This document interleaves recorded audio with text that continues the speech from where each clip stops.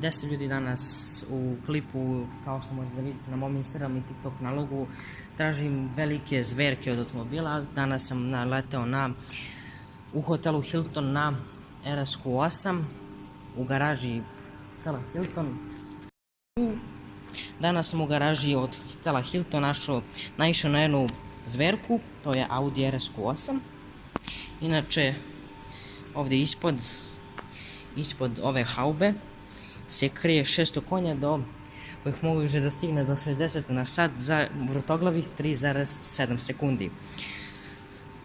RS-Q8 je sportski SUV. Inače, u ovom garaži ima dosta zverki, ćemo u drugom klipu, a tamo što vas čeka vidjet ćete. Inače, Audi RS-Q8 je pravljan po modelu BMW X6, ima ovdje nazad 4 auspuha, ima 22 inčne felne, imam ovdje jedan jako dobar spoiler, polusportski. Inače, nazad imate ove škrge koje se dobijaju uz RS-Q8.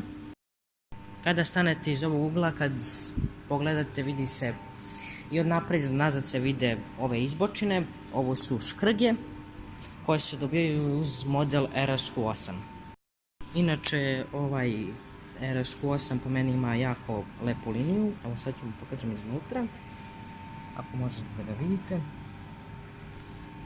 Kad je Audi izbacio ovaj Q8, niko nije verovao da će ljudi toliko da nagrnu baš na ovaj auto i da će toliko brzo prodati. I svi su bili u čudu kako se baš tako brzo prodao. Ja bih ga iskreno kupio, ne znam za vas. I napišite u komentarima da li vam se sviđa ovaj sportski SUV. Meni se jako sviđa, ja bih ga iskreno kupio. Za vas ne znam, ali ga kupio. Napišite dole u komentarima da li bi ga kupili. Kao što sam spomenuo, velike zverke u ovoj garaži, evo je jedna od njih koja se zove Range Rover Autobiography. Ovaj auto je jako masivan, velik, i kako smo već navikli od Range Rovera, jako velik i masivan auto, ali zato je jako udoban i elegantan u isto vreme. Inače, kao što sam spomenuo, za RS-Q8 tako i ovaj ispod svoje haube krije 313 konjskih snaga. Ovaj auto ima 27 inčne felne, evo malo iznutra.